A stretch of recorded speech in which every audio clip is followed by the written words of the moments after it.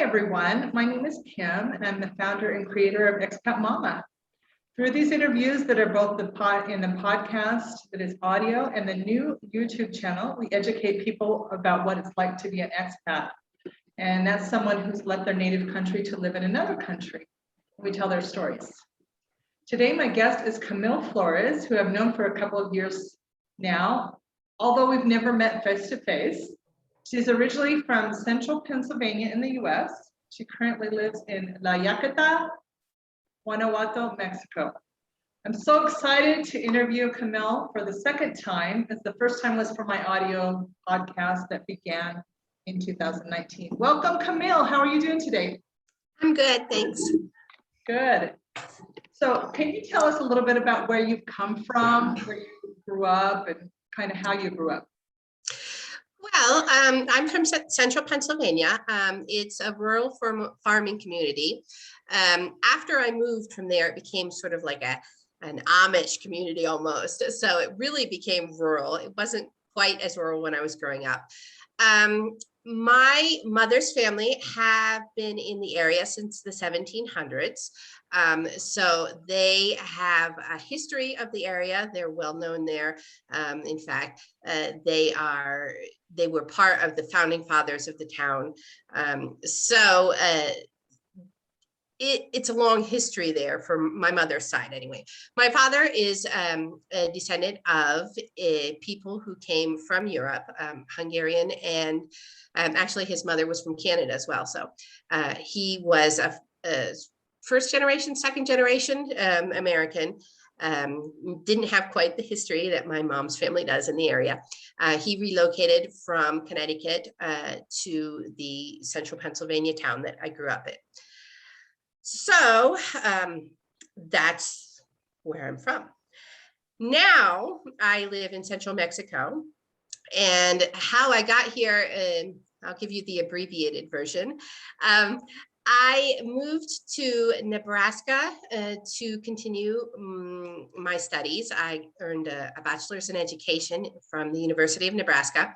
While I was there, I decided to work on my Spanish and started working in a Mexican restaurant where I met my husband. And we got married and then moved to Virginia, where I had my student teaching position. So I did my student teaching there and got a job and worked in a high school in Virginia. At some point, the laws changed, and we realized that my husband would not have enough documentation to continue living in the United States. He had come to the United States illegally, and to get his status fixed was going to be an incredibly difficult process, if impossible. So we decided to self-deport when our son was 4 years old. And we moved to an area where his family lived, near where he grew up. And that's where I am now. That's the state of Michoacan, correct?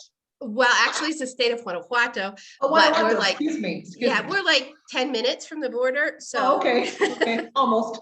Yeah. For some reason, I realize now you're in Guanajuato. Okay, very good. So what's life been like? Let's start from when you first arrived in Mexico and bring you up until now. Okay, when we first arrived, it was a difficult transition. We rented a place in town, but it wasn't what I was expecting. Like the typical house, like it didn't have a kitchen, the bathroom's outside, and things like that I wasn't used to living like. You'd turn on the lights and the light bulbs would explode, and and that's not just that particular house. We moved in the first 6 months. I think we moved 4 times, and each place had some issue, which made it difficult to live in.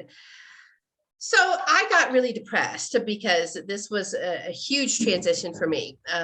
And my husband helpfully found me a job at the preschool in town. had an opening. The teacher was on maternity leave or something for a few months. And so he volunteered my services for this preschool. And our son was 4, so he could go with me. And he was there in the other classroom while I was teaching a different classroom. So we started there. It did help, really. I hated it. I cried every day. The kids were mean to me. It was terrible. I didn't know how things went. So it was awful, but it helped me in that I got out of the house, for one thing. And 2, as I became more interested in what I was doing, I needed to interact more with places. Like, okay, tomorrow I need 10 popsicle sticks. All right, where am I going to get popsicle sticks? And so I had to force myself to manage to get out there and find these things that I needed to make my teaching better. So, but yeah, it was a terrible job. It was difficult. For the next couple years, I moved from school to school, and all private schools up until a certain point, because when I tried to apply to STEP, the Secretary of Education here in Mexico, they made it more difficult. That they said that I needed this and that, and so I would bring them that documentation, and then they would say, "Oh, you need this and that," and then I would bring them that documentation. Excuse me, and you're just volunteering, and they were asking for all of that? No, this is to the point when I was ready to apply. Okay, as got it. Yeah. So it got to be too difficult. So I stuck with private schools. They didn't ask for as many requirements. Well, yes. And I have a teaching degree, so it wasn't as if I'm not qualified. And I was in Mexico legally, so it wasn't, again, that I was trying to hide anything. It just was an impossible hurdle to get approval from the Secretary of Education here in Mexico. Yeah. So anyway, where was I? You're trying to get a job, and they were giving you lots of red tape and stuff just to get hired. Yeah. So I taught at private schools, and then I also taught private classes where I developed my own curriculum, and I would go to their house, the student's house, and give the class there. Because during this whole period, we had managed to buy a lot, and we're living in this place, but there was no electricity. I mean, that's a whole story in itself. That there were no services, no utilities at our home. So I would go to town and do things in town. Go to the Seavers, the cyber cafes, and you print out my lesson plans, and have things copied here and things like that. So I spent a lot of time in town, and my days were probably between 10 and 12 hours a day working. Gosh. It was exhausting. And looking back, I can see how that the schools also took advantage of me. For example, I was the lone English teacher, so I taught all the classes, which left me no planning periods. Which I'd become accustomed to in the US. I had a planning period a day, right? But then I also taught the kindergarten classes during my lunch. So I didn't even get lunch during the school day. And of course, the pay is pitiful. I was making the equivalent of $60 a week. And I had all the classes. So I had to do the planning, the grading, the exam, everything, creation, and teach the classes, right? So anyway, it was exhausting. I worked up until in the schools up until 2017, I think, about. Okay, at that point, I applied to an online platform, an online teaching platform, and we still didn't have electricity at our house. So I actually was teaching from the computer room at the school that I was working at. So it's like, okay, well, you know what? Your guys are taking advantage of me, so I'm going to use your space. Exactly. Seems like more than a fair exchange for the pitiful money you were getting. That's what I felt. Yes, that's what I felt. Exactly. So at that point, I realized that wasn't going to be sustainable if I wanted to keep working the hours that I was teaching online, which was a huge increase in salary. Yeah. So I found a little house and rented the house, and we set up the internet so that I was able to teach from there. Unfortunately, for the next year or so, I was still working 10 to 12 hours a day, but I had a goal in mind. Okay. The internet, of course, is sporadic, and the electricity would go out in this little house. And so I figured that why don't I work towards getting these things at my own home so I can work from my house. And even though the internet is still going to be sporadic, at least I'll be home and I won't, it won't nearly be as stressful. So I spent a year working full-time online in order to save enough for solar panels and the batteries that we needed and things like that. I also had to convince my husband that this was going to work, okay? Because solar is not something that he was familiar with. And it was just recently available in our area. So I had to get a sample one so I could show him how it turns the light bulb on and it's not, convince him that this would work for our house. Then once he realized, yeah, we could do this, he was all on board. So of course. I'm like, you go, girl. I'm like exploding inside with your resourcefulness. Determination. My mom called it yes, pig-headedness. That's the better word. That's the better word. Determination. Yes. Mm-hmm. So that took about a year, the whole process. We started with just 2 panels, which was enough to turn the lights on. It was so nice to be able to turn the lights on and use the bathroom at night, not have to light a candle and things like that. Yes. So from there, I moved my office to our house. At this point, my son had finished his secondary education, and we opted to allow him to continue online. So he signed up for his prepa, the high school version, online, which was difficult, but he finished it. And it also, we didn't have to go to town every day. So our schedule just opened up. It wasn't like we had to get up at dawn and come home after dark and things like that. We were able to enjoy our house that we spent so long building. And, we could cook foods that were healthy. We wouldn't have to. Let me stop you just for a second here. Why did you not have electricity available from the beginning and you had to turn to solar?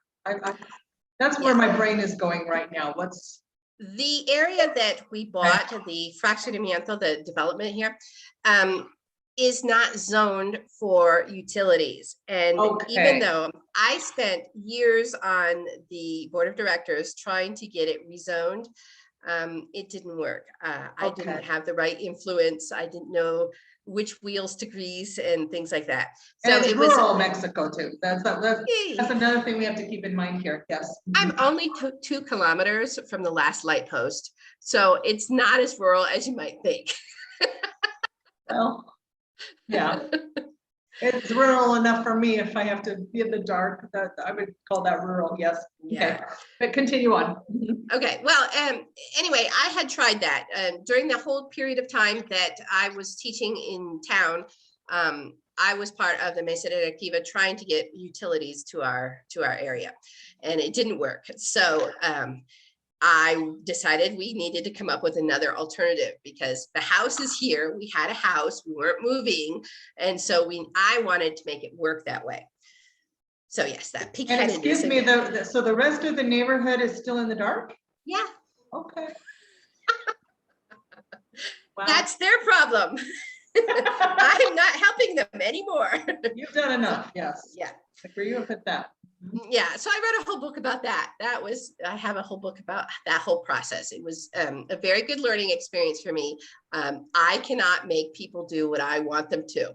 So even if it would benefit all of us, I can't make them do that. Especially in another country that's not yours. Yeah. They think differently than we do, for example. Right. Not to criticize, it's just different. Yes. Okay. So I gave up on that quest and went towards the quest on getting my own solar system. Okay. which Your again, own still solar took me, system. I love it. it The took sun a and the lot of planet- effort. The sun and the planets going around the solar system. I love It it. revolves around me. It revolves around Camille. I love it.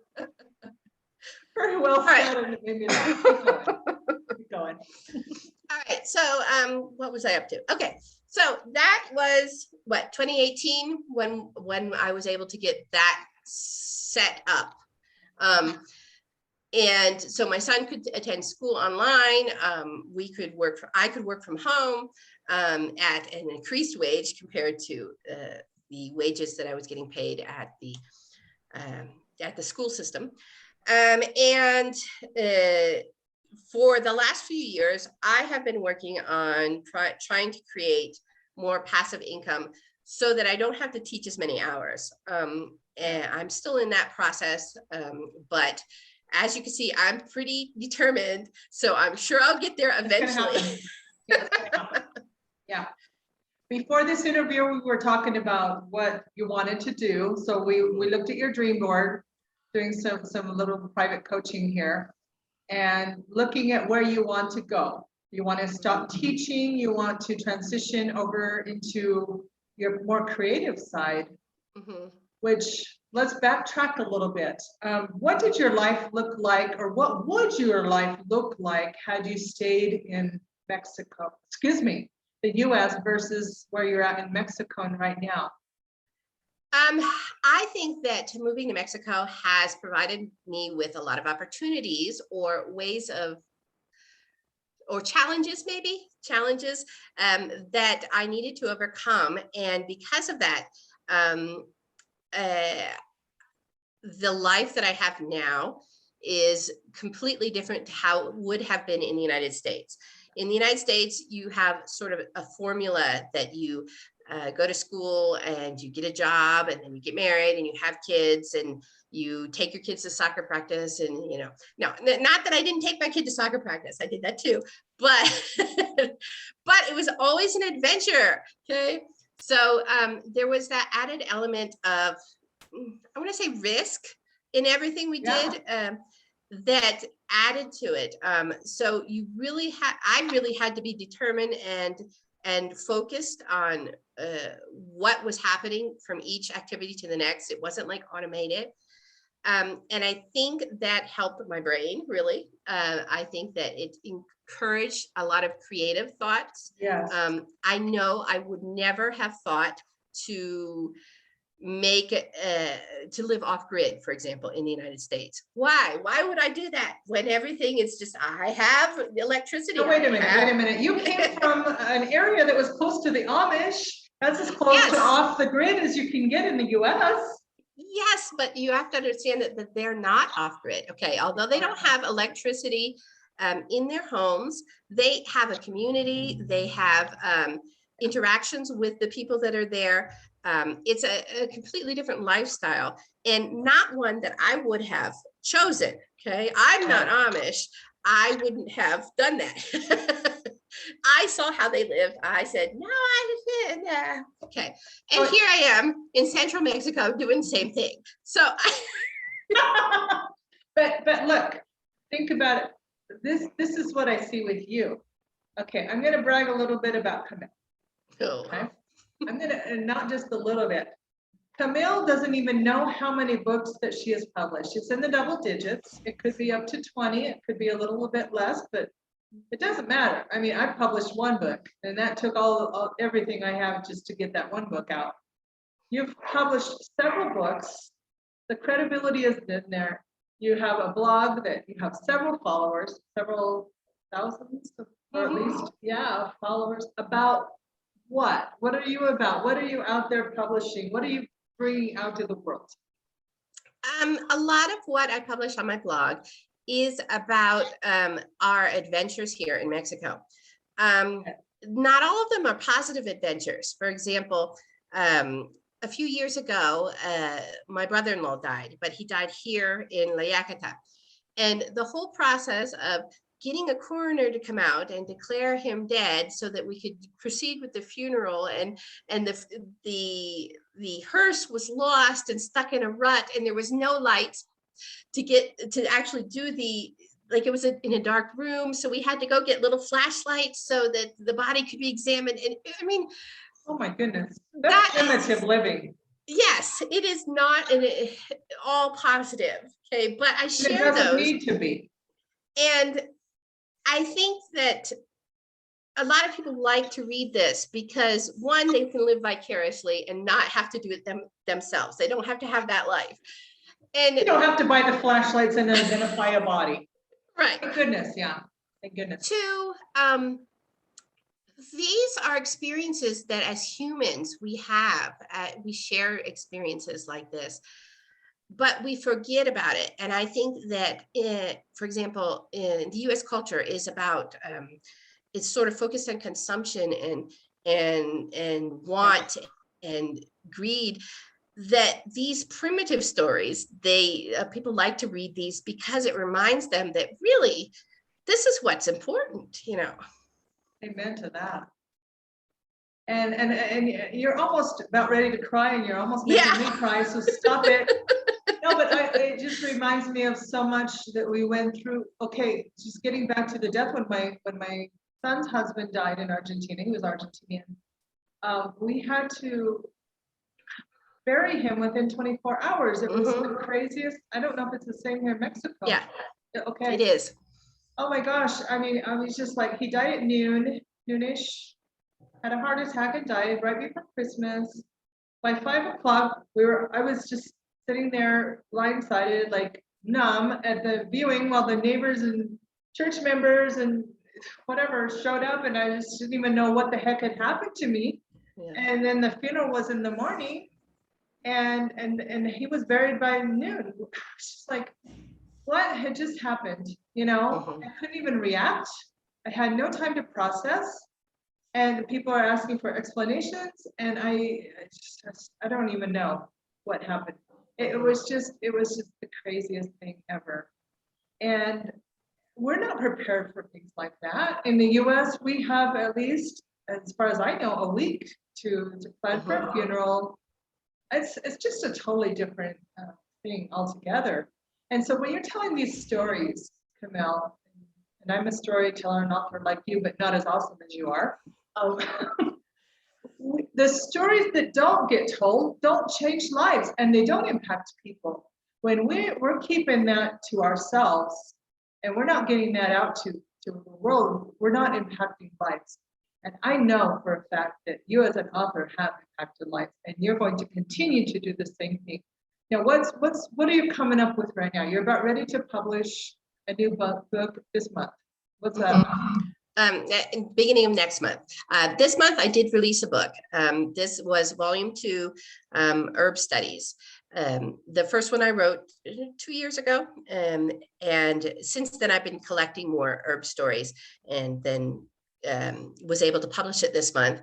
And next month it's a related book on traditional herbal cold and flu remedies that are used here in Mexico. The focus on both books is on wellness. Of course, with COVID, a lot of people have been concerned about their health, and naturally enough. Yeah.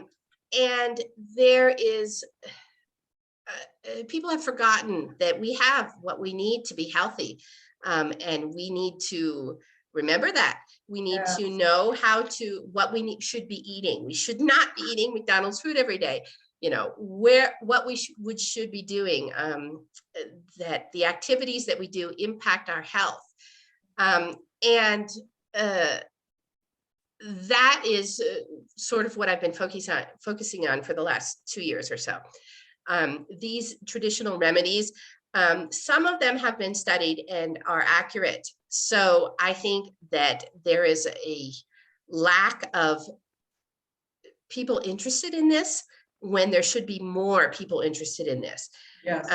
There should be more people studying the fact that, hey, people have been using Savila aloe vera for burns for thousands of years. Why? Because it works.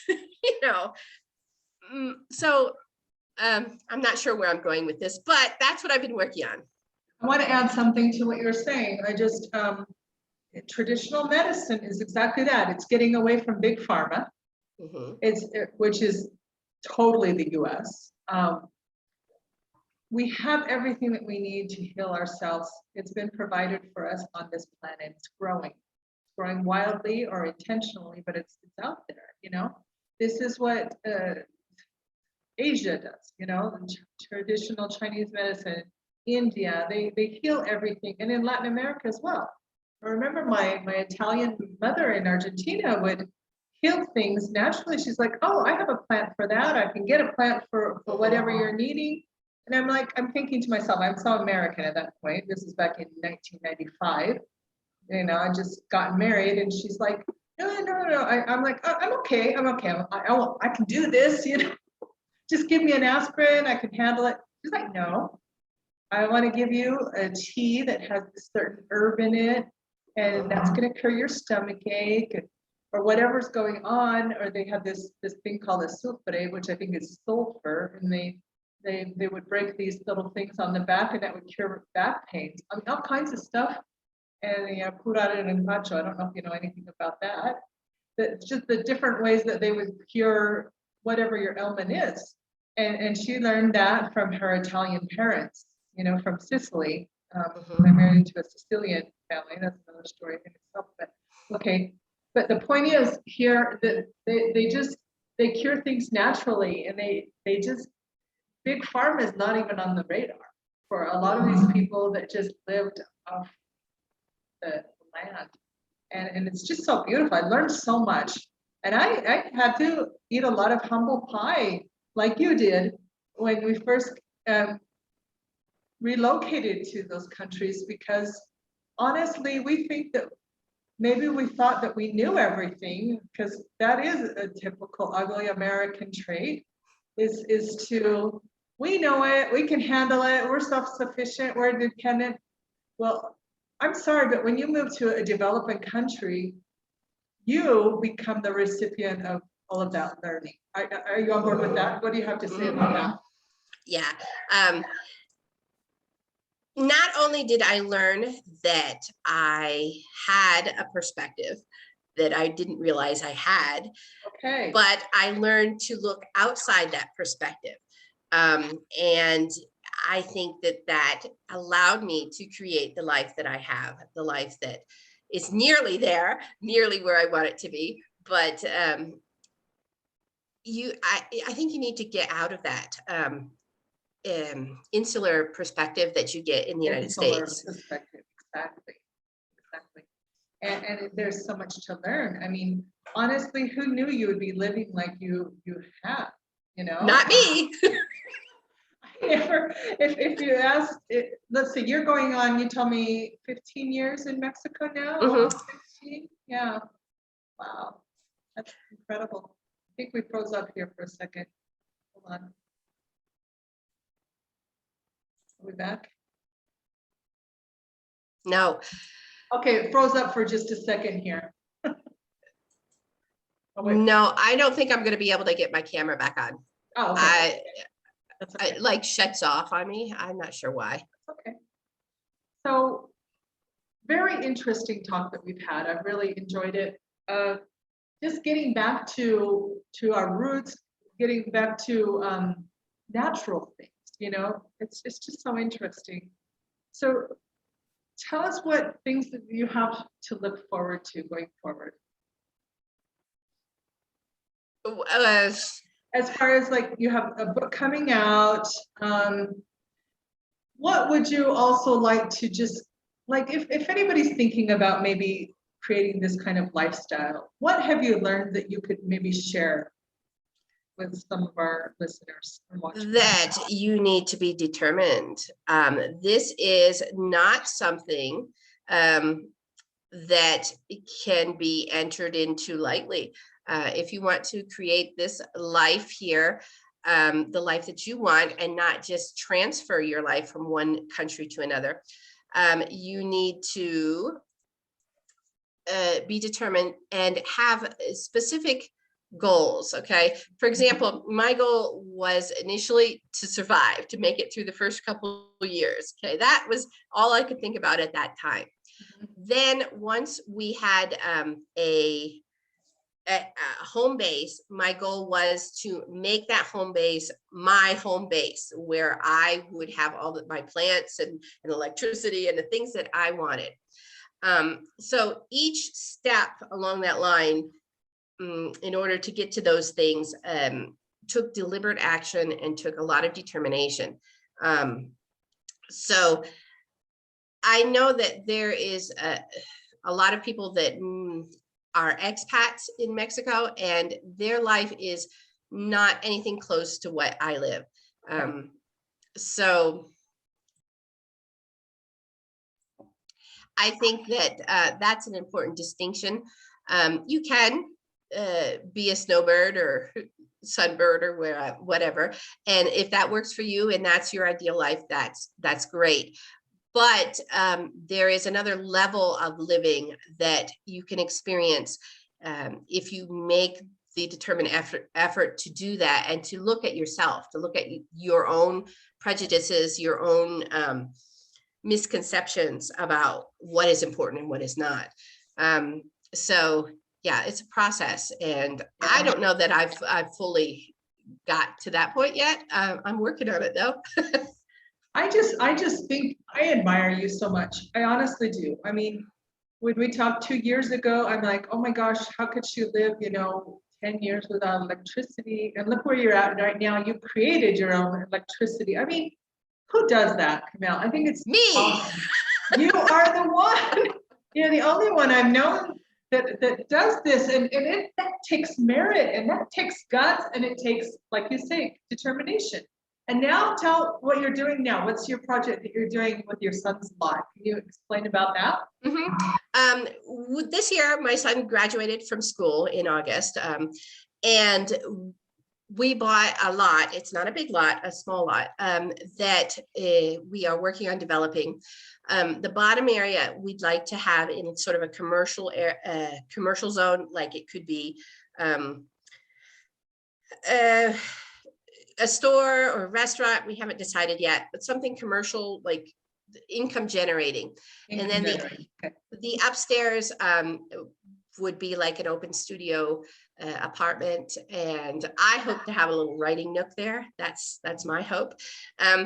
And the backyard, of course, we've been adding plants to it, even though it's still not finished yet. We're gonna have plenty of plants, and would like to have a bio pool, but not exactly sure how that's going to happen yet. But that's sort of the goal for that particular project, to add to our environment, so that we can create an environment that we enjoy and that we're happy with.